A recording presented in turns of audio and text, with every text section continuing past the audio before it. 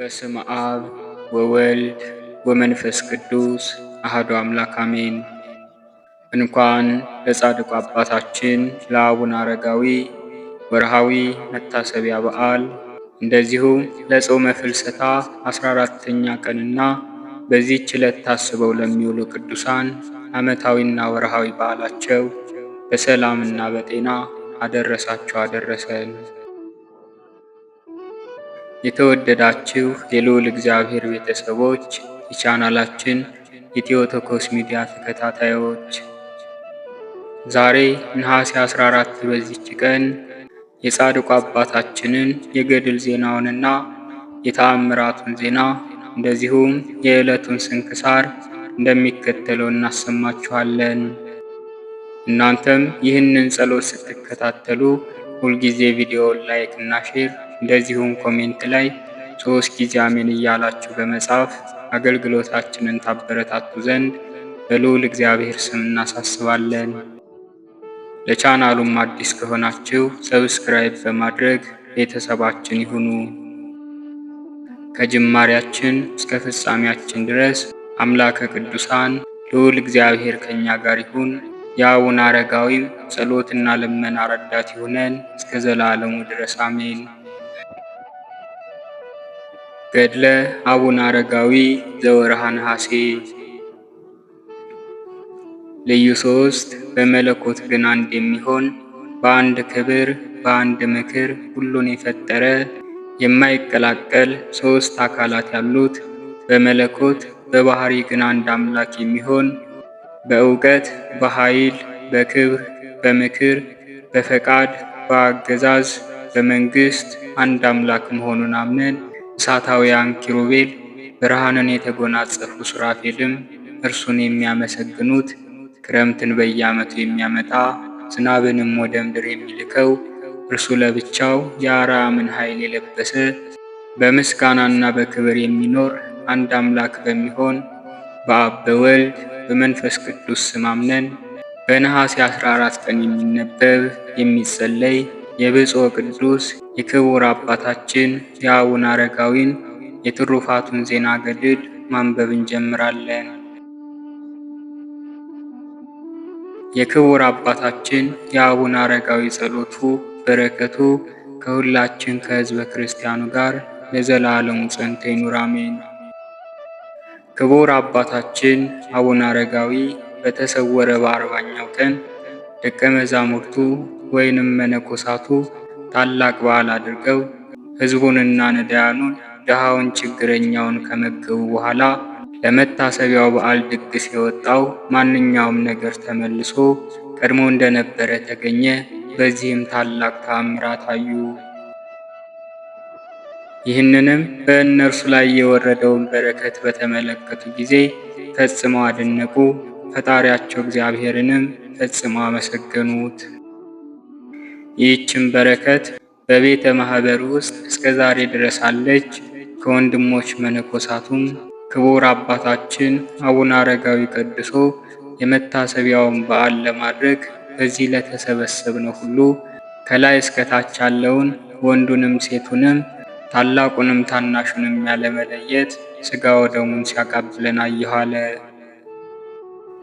ዳግመኛም ሁለተኛው ደቀ መዝሙር እኔም በማዕዱ ላይ ህብስቱን ባርኮና ቆርሶ በማዕድ ላይ ላሉት ለሁሉም ሲሰጥ አየሁት አለ።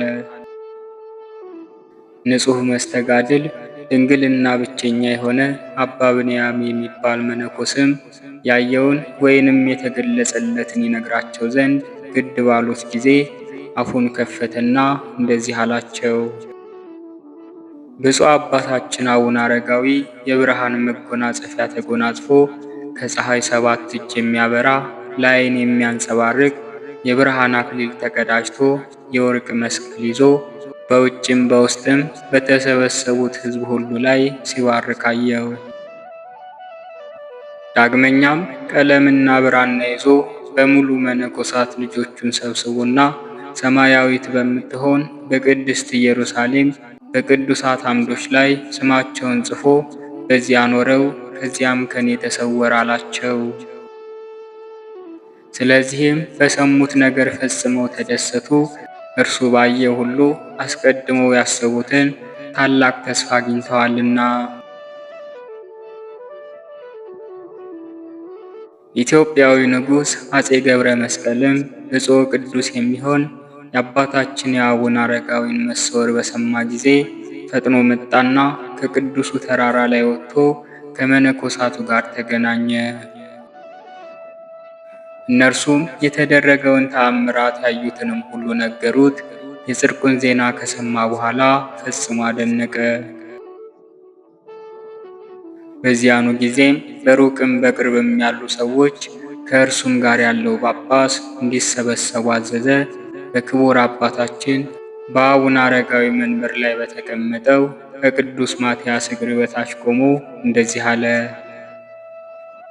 እኔ ንጉሥ ገብረ መስቀል 6ቱን አውራጃዎችና 7ቱን አውራጃዎች ይህንን ሁሉ ርስት ጉልት አድርጌ ለክቡር አባታችን ለአቡነ አረጋዊ መታሰቢያና ለቤተ ክርስቲያኑ መባ ለገዳሙ መነኮሳትም ለምግብና ለልብስ ይሆናቸው ዘንድ እኔ ንጉሥ ገብረ መስቀል ሰጥቻለሁ አለ። ንጉሡ ገብረ መስቀልም ጳጳስን አምጥቶ በገዳሙ ላይ ማንኛውም የሀገር ሹም ወይንም ገዢ የቅርቡም የሩቁም እንዳይገባባቸው አወገዘ። በግዝት አጸና። እንደዚሁም ከእኔ በኋላ የሚነሱ ነገሥታትም እንደዚሁ ያድርጉ፣ እነሱ የእግዚአብሔር መንፈስ ስላደረባቸው ከእኔ የተለየ ሐሳብ የላቸውምና አለ።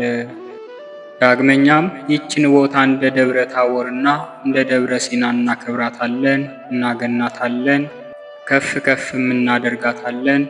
አክሱም ቤተ መንግሥታችን፣ ደብረ ዳሞ ቤተ ጸሎታችን ትሁን ለዘላለሙ አሜን ብሎ ወሰነ። ቅዱስ አባታችን ማትያስም ገድልን ትሩፋትን በማብዛት ጸና፣ እየበረታም ሄደ። የእህል ወይንም የምግቦች ጣዕም እስከሚጠፋው ድረስ ጾምን አበዛ። ለሁሉ ራሱን ዝቅ ያደርጋል። እንደ ቀድሞ ለቤተ ማኅበሩ በሁሉ ቦታ ይታዘዛል። የሃይማኖትን ትምህርት ለሁሉ ያስተምራል። የወንጌልን ቃል በአማረ አንደበት ይሰብካል። ወንድሞቹ የእርሱን በጎ ሥራ ተመልክተው በመንፈሳዊ ቅናት በመነሳሳት የእርሱን ፈለግ ይከተላሉ። ለሁሉ ራሱን ዝቅ ያደርጋል። መነኮሳትም በየቀኑ እየመጡ በገዳሙ ውስጥ ቁጥራቸው እየበረከተ ሄደ። ይህ አባታችን ማትያስም በሁሉ ዘንድ ስሙ የተጠራ የታወቀ ሆነ። የሃይማኖትን ቃል ለሁሉ ያስተምራል። ሕዝቡም ቃሉን ይሰሙታል፣ በእውነትም ትምህርቱን ይቀበሉታል። አባታችን ብፁዕ ቅዱስ አባ ማትያስ የእግዚአብሔርን ቃል ያስቡ ዘንድ በልቦናቸውም ሰርጾ ይገባ ዘንድ ከወንድሞቹ ጋር በኅብረት ጸለየ። ጸሎታቸውንም ከጨረሱ በኋላ በመጽሐፉ ውስጥ የተመለከቱትን በአእምሮአቸው ቀርጸው ወደ በዓታቸው ይሄዳሉ። ለእያንዳንዳቸው የሚናገሩትና የሚያስታውሱትም ቀድሞ በመጽሐፉ የተባለውን ነው። እንግዲህ ከእነርሱ መካከል የአሉባልታና የሥራ ፈት ወሬ ወይንም ዋዛ ፈዛዛ ለመናገር ከቶ አፉን የሚከፍት እስከ መቼም ድረስ የለም። ነገር ግን ከእግዚአብሔር ቸርነት የተማሩትን ያነባሉ፣ ትርጓሜውን ይሻሉ፣ ስለ በጎ ሥራዎች ሁሉ ቀና መንገድ ይቀይሳሉ እንጂ። የሚሰራውን ነገር ለማየት አንዱ ወደ ሌላው ቤት ፈጽሞ አይገባም። እያንዳንዱም ለራሱ ልብስ አያከማችም። ነገር ግን የሚለብሱትን እስከሚያጥቡ ድረስ በቤተ ማኅበሩ አዛዥ ወይንም ባለቃቸው በግምጃ ቤቱ ይጠበቃል። የልብስ ለውጥ ሲፈልጉ በማኅበሩ አለቃ ሥልጣን ይሰጣቸዋል። ከእነርሱ ወገን ማንም ወርቅና ብር ወይንም ሌላ ገንዘብ የሚያይ የሚወስድ የለም። ብዙዎች ለሥራ ጉዳይ ከመላላክ በስተቀር ይህንን ሳያዩ የሞቱ አሉ። እነርሱ ወደ ገዳሙ በገቡ ጊዜ በእጃቸው ይዘው አያቆዩም፣ ለገዳሙ መጋቢ ፈጥነው ያስረክባሉ እንጂ።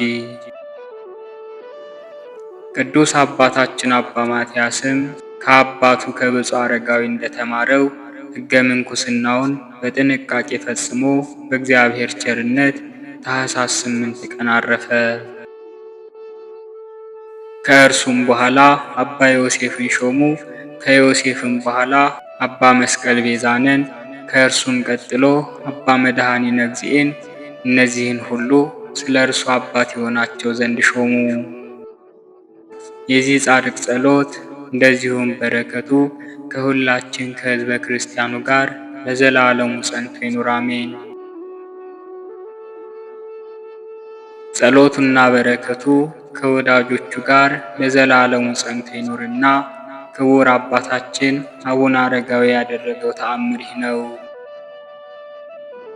ከዕለታት በአንድ ቀን የክቡር አባታችን የአረጋዊ በዓል በሚከብርበት ዕለት መነኮሳቱ ከተራራው ግርጌ ከገመዷ ስር ለተሰበሰቡ ሰዎች ጠላን ሲያወርዱ የጠላውን ሥራ ወይንም ማድጋው ከድንጋይ ላይ ወደቀችና ክዳኗ ሳይከፈት 50 ክንድ ያክል ተሽከርክራ ሄዳ ልክ ሰው እንዳስቀመጣት ተቀመጠች። ያችም የጠላ ማድጋ መሰበር አልደረሰባትም። ጠላውም ጠብ አላለም፣ አልፈሰሰም። ነገር ግን በዚያ የተሰበሰቡ ሰዎች አድናቆታቸውን ከፈጸሙ በኋላ እንደ ጼዴንያ ስዕል የማድጋዋን ክዳን ከፍተው ጠላዋን እያንዳንዳቸው ተቀቡት እንጂ። ይህ ነገር እጅግ በጣም ድንቅ ነው። አእምሮ ከሌለው በስተቀር በዚህ የማይደንቅ ማን ነው? በእውነትም ድንቅ ነው። ብረት በመሬት ላይ ቢወድቅ ፈጥኖ ይጣመማል ወይንም ይሰበራል። ለዚህም ምሳሌ ይሆን ዘንድ ቀድሞ ጌታችን ኢየሱስ ክርስቶስ በግብፅ በስደት ሳለ የፈያታዊ ዘየማን ሰይፍ በጌታ ፊት ወድቆ ተሰብሯልና። ወንድሞቼ ሆይ ይህ ነገር እንዴት ሊሆን ቻለ? ከብረት መሬት ይጸናል ማለት ነውን? እግዚአብሔር የጥበቡ ጥልቀት ከፍጡራን ሁሉ እጅግ የረቀቀ ነውና እጹብ ድንቅ ነው። እኔም በዚህ በማድጋ ገደል ወድቆ ከመሰበር መዳንና በፈያታዊ ሰይፍ መሰበር ተደስቻለሁ። ወደ ትርጉሙም ስገባ ልቤን የበለጠ አስደስተዋለሁ። በዚህ በድቃቄ ገልማድጋ አወዳደቅ የክቡር አባታችን የአቡነ አረጋዊ መታሰቢያን በማድረግ ረገድ ብዙዎች ወደ ጽድቅ ጎዳና ተሰማርተዋልና።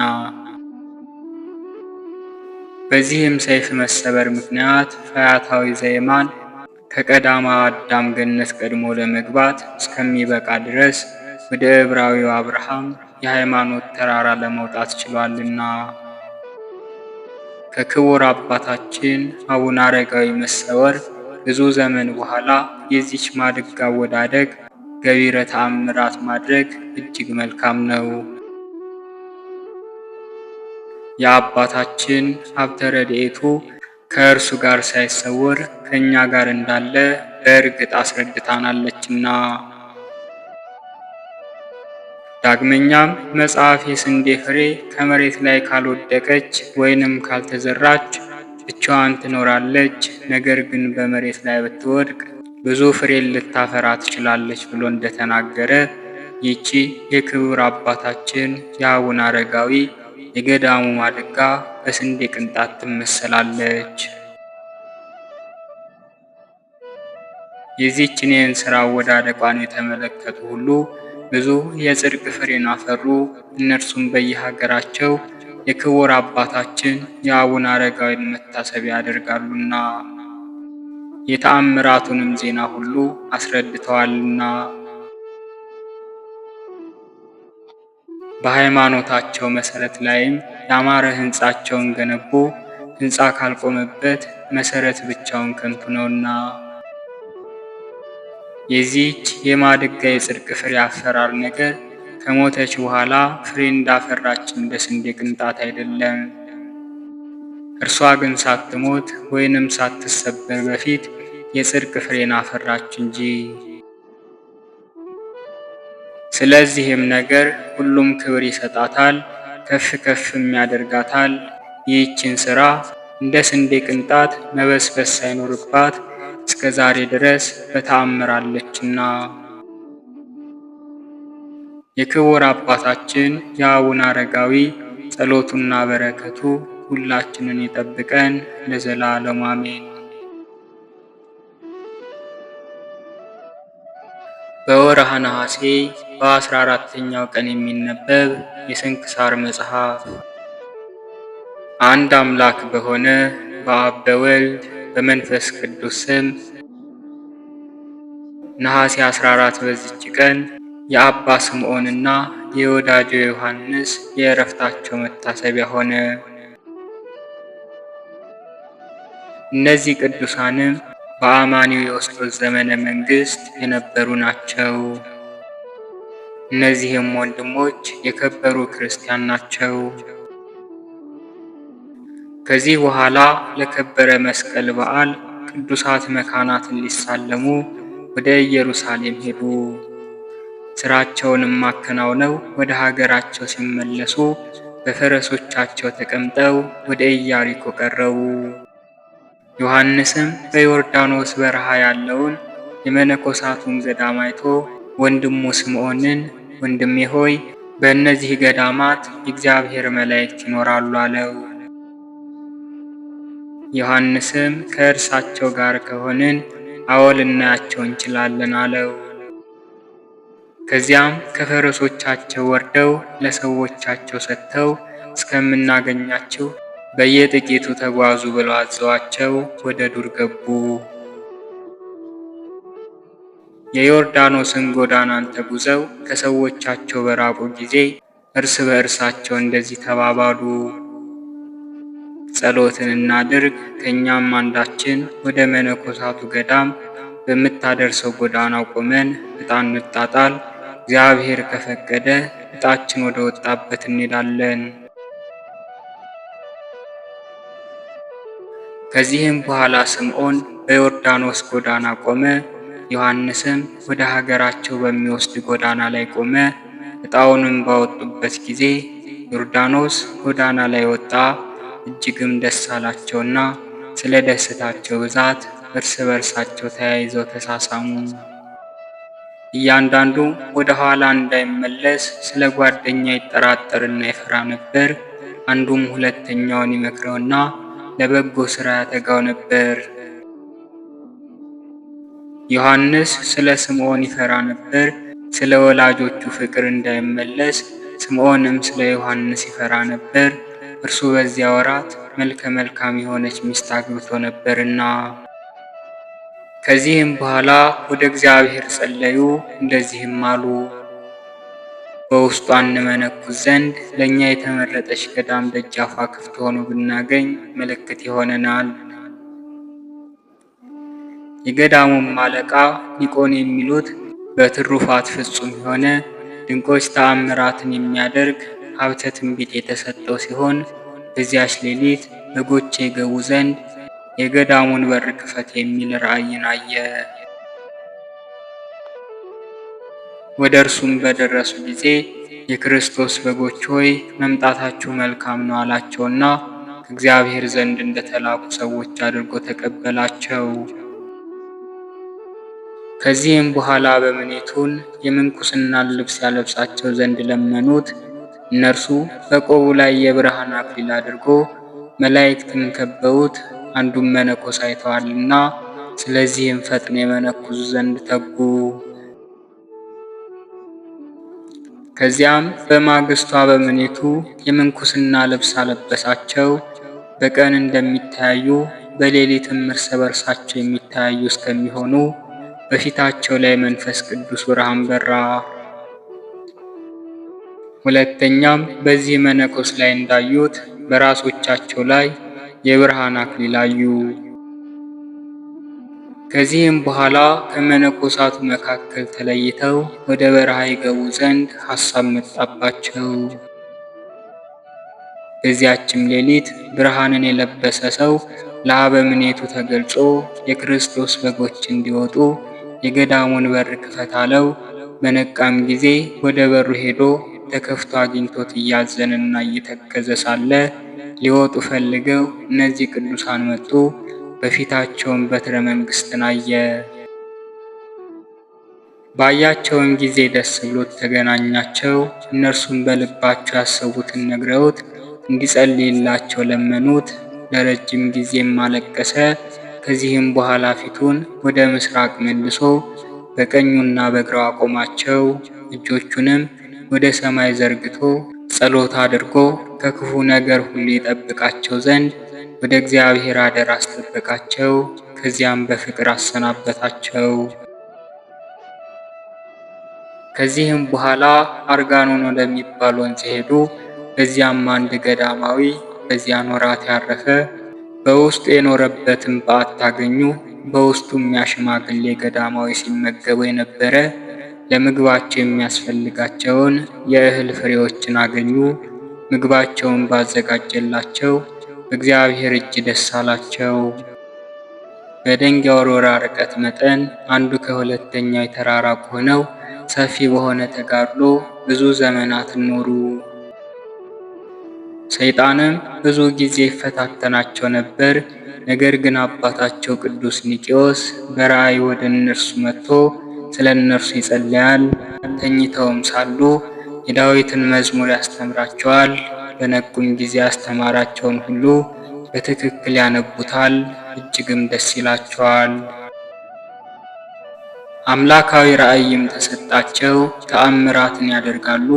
በዚያችን በረሃ የክብር ባለቤት በሆነ በክርስቶስ ኃይል ሰይጣንን ድል እስካደረጉት ድረስ የቀኑን ሐሩር የሌሊቱን ቁር ታግሰው 29 ዓመት ኖሩ። ከዚህም በኋላ ስምዖን ወንድሙ ዮሐንስን እንደዚህ አለው፣ በዚህ በረሃ በመኖራችን ምን እንጠቀማለን? እና ወደ ዓለም ወጥተን ሌሎችን እንጥቀማቸው፣ እናድናቸውም።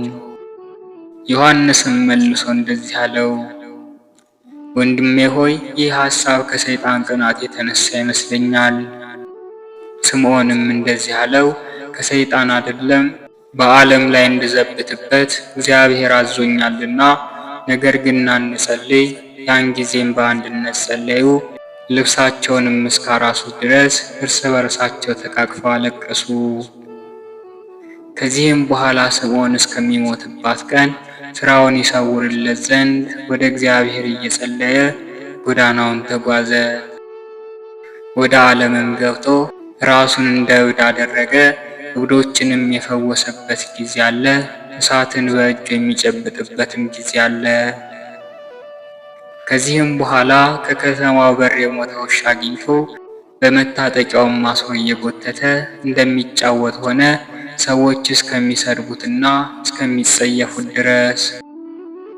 በአንዲት ቀን እሁድ ከቅዳሴ በፊት የኮክ ፍሬ ይዞ ወደ ቤተ ክርስቲያን ገባ። መቅረዞችንም ሰበረ። ሴቶችንም መትቶ ከእነርሱ ጋር እንደሚተኛ ጎተታቸው። ባሎቻቸውም ደበደቡት። እረፍቱም ሲቃረብ የእግዚአብሔር መልአክ የእርሱንም የወንድሙ የዮሐንስንም የእረፍታቸውን ጊዜ ነገረው። ወደ ወይን ሐረግ ስር ገብቶ ከወንድሙ ዮሐንስ ጋር ነፍሱን በእግዚአብሔር እጅ ሰጠ። ለእግዚአብሔር ምስጋና ይሁን፣ እኛንም በጸሎታቸው ይማረን ለዘላለሙ አሜን። በዚህችም ቀን የክብር ባለቤት ጌታችን ኢየሱስ ክርስቶስ በእስክንድርያ ሀገር ድንቅ ተአምርን አደረገ። ስለ እርሱም ከአይሁድ ብዙዎች አምነው በእስክንድርያ ሊቀ ጳጳሳት በአባ ቴዎፍሎስ እጅ ተጠመቁ። እርሱም ለቅዱስ ቄርሎስ የእናቱ ወንድም ነው። ይህም እንደዚህ ነው። በእስክንድርያ ሀገር ስሙ ፈለስኪኖስ የሚባል አይሁዳዊ ባለጸጋ ሰው ነበር። እርሱም እንደ አባቶቹ የኦሪትን ሕግ የሚጠብቅና እግዚአብሔርን የሚፈራ ነው። ዳግመኛም ሙያተኞች ሁለት ድሆች ክርስቲያኖች አሉ።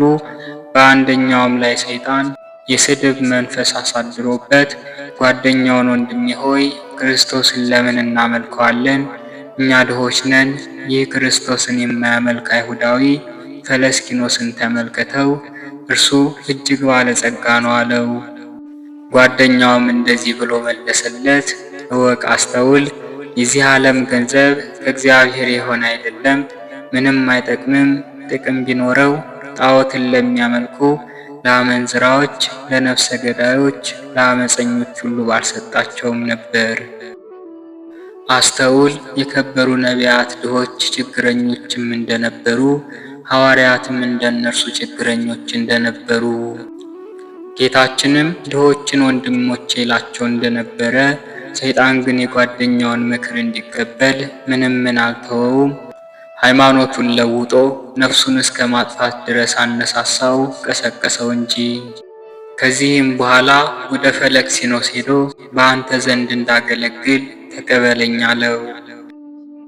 ፈለክሲኖስም እንደዚህ ብሎ መለሰለት፣ በሃይማኖቴ የማታምን አንተ ልታገለግለኝ አይገባም፣ ከቤተሰቦችም ጋር የማትተባበር ልቀበልህ አይገባኝም። ሁለተኛም የጎስቋላ ወደ አንተ ተቀበለኝ፣ እኔም ወደ አንተ ሃይማኖት እገባለሁ፣ ያዘዝከኝንም ሁሉ አደርጋለሁ አለው። አይሁዳዊ ባለጸጋም ከመምህሬ ጋር እስከምማከር ጥቂት ጊዜ ታገሰኝ ብሎ ከዚያም ወደ መምህሩ ሄዶ ድሃው ክርስቲያናዊ ያለውን ሁሉ ነገረው። ክርስቶስን የሚክድ ከሆነ ግረዘውና ተቀበለው አለው። አይሁዳዊውም ተመልሶ መምህሩ የነገረውን ለዚያ ድሃ ሰው ነገረው። ያም ምስኪን የምታዙኝን ሁሉ አደርጋለሁ አለ። ከዚህም በኋላ ወደ ምኩራባቸው ወስደው የምኩራቡም አለቃ በሕዝቡ ሁሉ ፊት እንደዚህ ብሎ ጠየቀው፣ ንጉሥ ክርስቶስን ክደህ አይሁዳዊ ትሆናለህን? እርሱም አዎን እክደዋለሁ አለ። የምኩራቡም አለቃ መስቀል ሰርተው በላዩ የክርስቶስን ስዕል እንዲያደርጉ መጻጻንም የተመላች ሰፍነግን በዘንግ አስረው ከጦር ጋር እንዲሰጡ ታዘዘ። ከዚያም ከተሰቀለው ላይ ምራቅህን ትፋ፣ መጻጻውንም አቅርብለት፣ ክርስቶስ ሆይ ወጋሁ እያልክ ውጋው አሉት። እርሱም ሁሉንም እንዳዘዙት አድርጎ በወጋው ጊዜ ብዙ ውሃና ደም ፈሰሰ። ለረጅም ጊዜ በምድር እየፈሰሰ ነበር። በዚያን ጊዜ ከሃዲ ደርቆ እንደ ደንጊያ ሆነ። በአይሁድ ሁሉ ላይ ታላቅ ፍርሃት ወደቀባቸው። በእውነት የአብርሃም ፈጣሪ ስለኛ ተሰቅሏል፣ እኛም ዓለምን ለማዳን የመጣ የሕያው እግዚአብሔር ልጅ እርሱ እንደሆነ አመንበት እያሉ ጮኹ። ከዚህም በኋላ አለቃቸው ከዚያ ደም ወስዶ የአንድ ዕውር ሰው ዓይኖች አስነካው። ወዲያውኑም አየ። ሁሉም አመኑ። ወደ ሊቀ ጳጳሳት ወደ አባ ቴዎፍሎስ ሄደው የሆነውን ሁሉ ነገሩት። ሊቀ ጳጳሳቱም ከካህናት ሁሉ ጋር ተነሳ። አባ ቄርሎስ ከእርሱ ጋር አለ። ወደ አይሁድ ምኩራብም ሄዶ ውሃና ደም ከእርሱ ሲፈስ መስቀሉን አገኘው። ከዚያም ደም ወስዶ በግንባሩ ላይ ቀብቶ በረከትን ተቀበለ። ሕዝቡንም ሁሉ ግንባራቸውን በመቀባት ባረካቸው። ያንንም መስቀል አክብረው ተሸክመው እያመሰገኑ ወደ ቤተ ክርስቲያን ወስደው ያኖሩት ዘንድ አዘዘ። ደም የፈሰሰበትንም ምድር አፈሩን አስጠርጎ ለበረከትና ለበሽተኞች ፈውስ ሊሆን በሸክላ ዕቃ ውስጥ አኖረው። ከዚህም በኋላ ፈለስኪኖስ ከቤተሰቦች ሁሉ ጋር ሊቀ ጳጳሳት ቴዎፍሎስን ተከተለው። ከአይሁድም ብዙዎቹ የቀደሙ አባቶቻቸው በሰቀሉት የክብር ባለቤት በሆነ በጌታችን በኢየሱስ ክርስቶስ ስም አመኑ። የክርስትና ጥምቀትንም በአብ በወልድ በመንፈስ ቅዱስ ስም አጠመቋቸው። ከእነርሱም ጋር እንዳደረጓቸው ሥጋውና ደሙንም አቀበሏቸው። ከዚህም በኋላ ለዘላለሙ ክቡር ምስጉን የሆነ እግዚአብሔርን እያመሰገኑ ወደ ቤታቸው ገቡ። እኛንም ሁላችንን የክርስቲያን ወገኖችን በመስቀሉ ኃይል ያድነን ለዘላለሙ አሜን። በዚህችም ቀን ከአርድእቱ ጋር በድንጋይ የተወገረ ተአምራትንም የሚያደርግ ሰማዕት ድምጥያ አረፈ። በረከታቸውም ከእኛ ጋር ትኑር ለዘላለሙ አሜን። በዚህችም ቀን ቅዱስ ባስልዮስ በሰማዕትነት ሞተ። በእስር ቤትም እርሱ ሳለ የክብር ባለቤት ጌታችን ኢየሱስ ክርስቶስ ተገልጦለት እንደዚህ አለው፣ የምስክርነትህ ፍጻሜ ደርሷልና ሄደህ ዘመዶችህን ተሰናበታቸው። ከዚህም በኋላ ወታደሮቹን ከእርሱ ጋር ወደ ቤቱ ሄዱ ዘንድ ለመናቸው። ሄደውም ወደ ቤቱ ገቡ። እናቱንና ዘመዶቹንም ተሰናበታቸው። በማግስቱም የከበረ ባስልዮስን ወደ ፍርድ ሸንጎ አቀረቡትና በሁለት ምሰሶች መካከል አስረው ሲደበድቡት ዋሉ። በእግሮቹም ችንካሮችን አደረጉበት። ደሙም በምድር ላይ ፈሰሰ። ያየው ሁሉ አለቀሰለት። ከዚህም በኋላ ከደረቀ እንጨት ላይ አሰሩት። እንጨቱን በቀለና ቅርንጫፎችና ቅጠሎችን አወጣ። ሰዎችም የልብሱን ጫፍ ለመንካት የሚጋፉ ሆኑ፣ በሽተኞችና በዚህ እንጨት ላይ ያደረገውን ተአምር አይተዋልና። በበሽተኞችና በዚህ እንጨት ላይ ያደረገውን ተአምራቱን አይተዋልና። ከዚህም በኋላ ዋርሲኖስ ወደሚባል አገር በመርከብ ወሰዱት። ወታደሮችም እንዳትሞት እህልም ብላ አሉት። እርሱም እኔ ከሰማያዊ መብል የጠገብኩ ነኝ፣ ምድራዊ መብልን አልመርጥም አላቸው። ወደ መኮንንም ባቀረቡት ጊዜ ለአማልክት መሥዋዕትን አቅርብ አለው።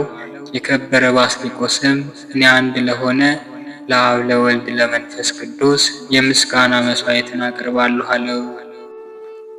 ሁለተኛም ወደ ጣዖታቱ ቤት እንዲያስገቡ ታዘዘ። እርሱም ቆሞ ወደ እግዚአብሔር ጸለየ። ያን ጊዜም እሳት ወርዶ ጣዖታቱን አቃጠላቸው። መኮንኑም ፈርቶ ሸሽቶ ወደ ውጭ ወጣ። ቁጣንም ተመልቶ የገድሉት ዘንድ ያ መኮንን አዘዘ። ከዚህም በኋላ ቅዱስ ባስልዮስ ወደ እግዚአብሔር ጸለየ። መከራውን ይሳተፍ ዘንድ ስላደለውም አመሰገነው። ከዚህም በኋላ ራሱን በሰይፍ ቆረጡት። ብዙዎችም መላእክት ነፍሱን ሲያሳርጓት አዩአት። ጌታችን ኢየሱስም ወዳጄ ባስልዮስ ወደ እኔና እኔ የምዋሽ አይደለሁም፣ ተስፋ ያስደረግኩህን እፈጽምልሃለሁ ብሎ ጠራው። እንደዚህም ተጋድሎን ፈጸመ። ለእግዚአብሔርም ምስጋና ይሁን። እኛንም በሰማዕቱ ጸሎት ይማረን፣ በረከቱን ከእኛ ጋር ትኑር ለዘላለሙ አሜን። አነሳስቶ ላስጀመረን አስጀምሮም ላስፈጸመን ለልዑል አምላካችን ምስጋና ይሁን።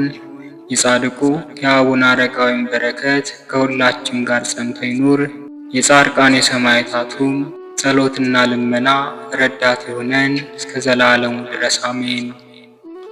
ወስብሐት ለእግዚአብሔር ወለወላዲቱ ድንግል ወለመስቀሉ ክቡር። ይቆየን።